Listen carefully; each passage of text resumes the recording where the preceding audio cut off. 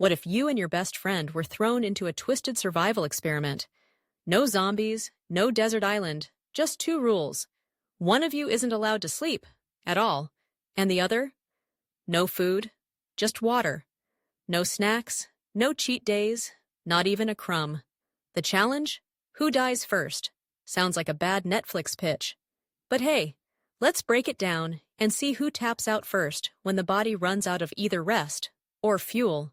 We'll start with the no-sleep squad. You're thinking, please, I've done all-nighters, this'll be a breeze. Sure, you've stayed up too long, binged a show, pulled study marathons, maybe even believed you were fine after 3 Red Bulls and a prayer. But after 24 hours, your brain is already lagging.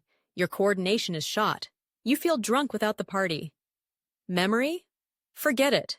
And by day 2, you're basically a malfunctioning NPC trying to function in real life. By day 3, things get delightfully unhinged. Your emotions are fried, your body is glitching, and hallucinations sneak in.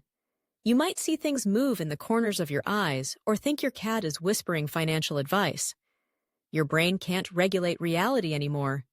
And just when you think it can't get worse, boom, microsleeps. Your brain forcibly powers off for 1 to 10 seconds without warning. Eyes open, but no one's home. You're awake, kinda. This is where the internet legend of the Russian sleep experiment crawls in. It's not real, let's get that out of the way. But the horror story stuck because it's terrifyingly plausible. According to the tale, Soviet scientists kept prisoners awake for 15 days using a stimulant gas. By day 5, they stopped talking.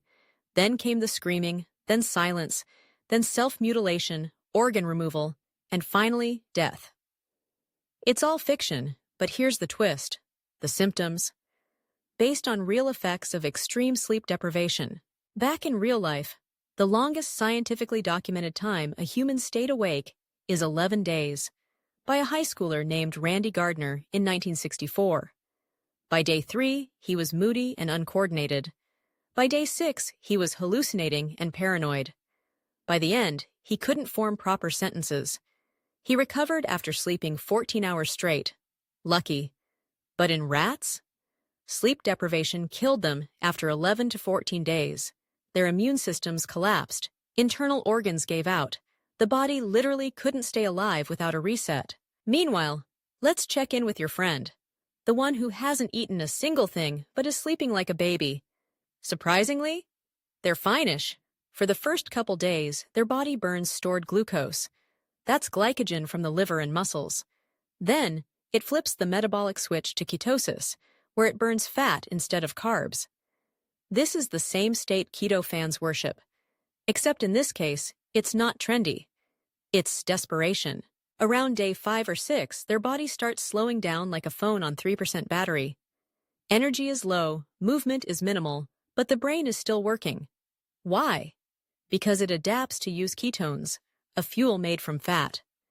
The body, in survival mode, prioritizes keeping the brain online, even if the rest of you is falling apart. Your friend might be cold, cranky, and dropping pounds fast, but they're not hallucinating shadow people or forgetting their own name, yet. After about 2 weeks with no food, fat reserves are gone, and the body starts eating muscle. Including the heart, organs begin to shrink. You lose the ability to regulate temperature. You bruise like a peach. But here's the wild part. You're still mentally there. Alert, in pain, but conscious. One of the most extreme real-life cases? Terence McSweeney, an Irish politician who went on hunger strike in 1920. He survived 74 days without food. And for most of it, he was mentally sharp. His body wasted away, but his mind stayed alarmingly aware. Another case, Bobby Sands, also Irish, died after 66 days of fasting in 1981. And there are reports of hunger strikers and prisoners surviving 80-plus days with only water. It's awful, it's slow, and it breaks down the body piece by piece, but it doesn't take the brain out immediately. Unlike sleep deprivation, which melts your mind first and your organs second. So let's lay this out clearly. With no food, your body has backup systems: glucose, fat, then muscle. It slows itself down, conserves energy, and tries to keep you alive. You suffer, yes, but you can last weeks. Sleep? There's no emergency mode, no power save setting. If you don't sleep, your body can't repair itself. Your brain can't clean out toxins. Emotional control goes out the window. Hallucinations turn into delusions. Immune failure creeps in. And then, eventually, your body shuts down, often violently. Which brings us to the main event. Who dies first? The person who doesn't sleep.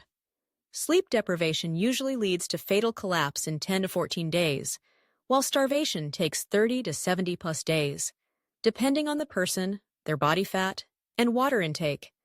Your body can live off its reserves. But your mind? It needs sleep to stay alive. When the mind fails, everything else follows. Here's a thought. What if sleep and food were currency? Like, every 24 hours, you get 8 sleep coins and 3 meal coins. You can save meals for later, stretch them out, ration them. But sleep? If you don't spend those 8 coins that day, you lose them forever. You can't binge sleep to catch up. You just break. That's what makes sleep so terrifying. There's no refund policy, so what's the takeaway here? Other than never agree to creepy hypothetical death matches with your best friend? It's this.